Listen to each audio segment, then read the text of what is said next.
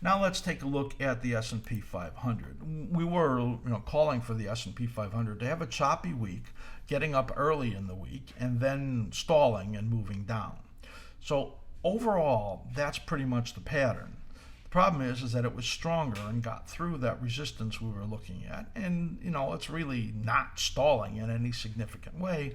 And it was, if it was a choppy week, it was barely. We talked about the upward momentum resuming, and that was a positive occurrence. And that's what we're going to see here as we switch over to the S&P 500.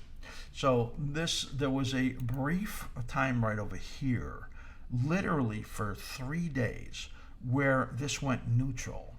I called this and thought it would be coming down for a little bit period more, but you can see in here, that's not what happened, and it resumed to the upside, and we respected that, and that's a key.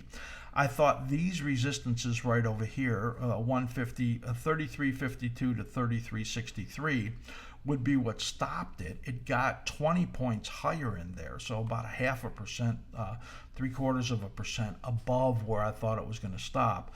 This next resistance right up there is 34.02, and you can see we're projecting that over there. Now, when I look at some potential minor cycle dip in here, you could get a little dip and another rally right in this period right over here. If that happened, we would expect it to get support in here at around this 33.46 area right there, and then move up again to this area potentially of 34.03, 34.02, depending on how you point that arrow on the upside, and that's the top of that fib extension.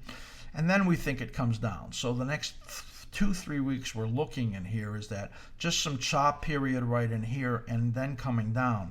We have seriously upgraded this dip in here for this time, and that is that instead of what we thought would be a test of this level here down around 32.15 area, it's now most likely it's a test of this level right over here right around 3300. So we're going to look for a chop, we're going to look for a failure below that 3403 area, and then moving to the downside right in here.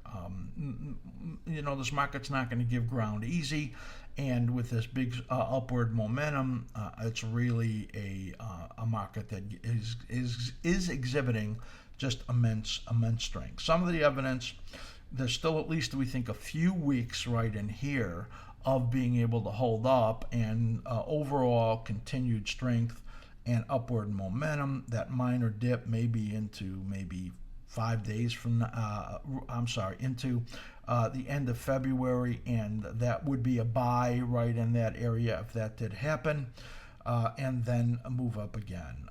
Lowest level at this point we see is about 3,300, and then moving up again, probably back to the 3,400 level out around over here before we enter into that next significant period of risk. So the next more than a month really looks like a range-bound chop to us in about a 100-point range.